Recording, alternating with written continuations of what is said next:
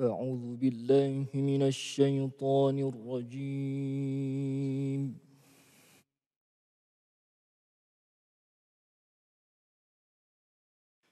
بسم الله الرحمن الرحيم.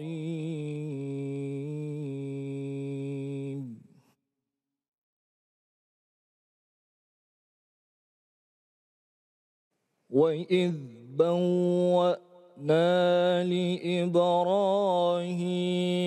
مكان البيت ألا تشرك بي شيئا وطهر بيتي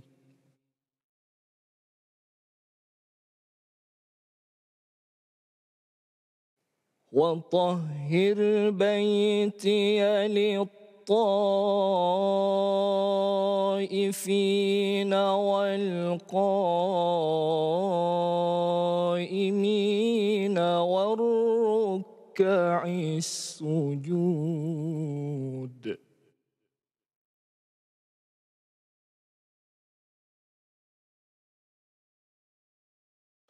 وأذن في الناس بالحج يأتوك رجالا وعلى كل ضامر يأتين من كل فج عميق.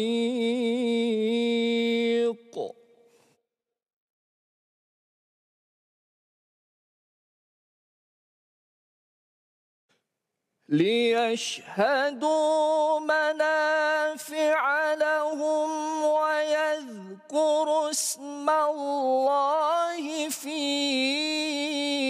أيام معلومات.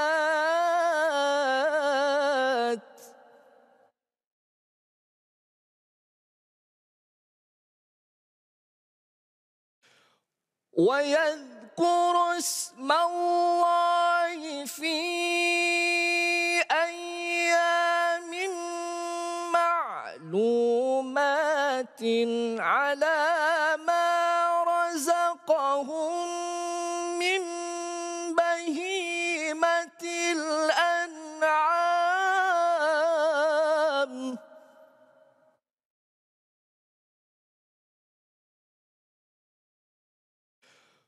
فكلوا منها وأطعموا البائس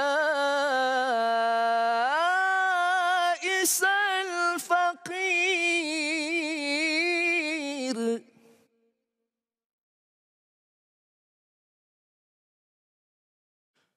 ثم ليقضوا تفثهم وليوفوا نذورهم وليطوفوا بالبيت العتيق.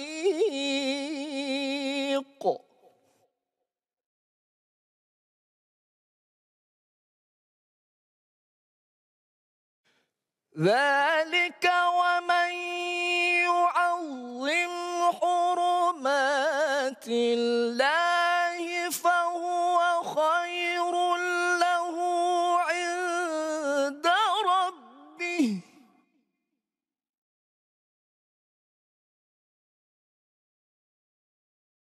وأحلت لكم الأنعام إلا ما يتلى عليكم فاجتنبوا الرجس من الأوثان.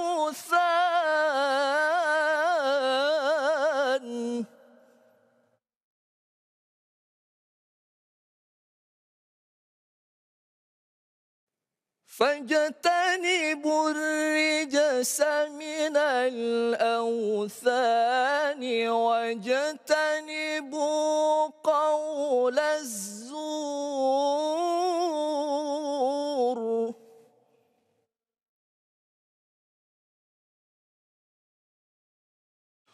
حنفاء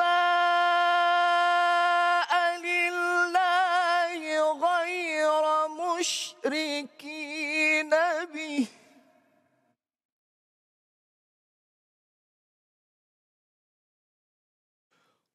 ومن يشرك بالله فكأنما خر من السماء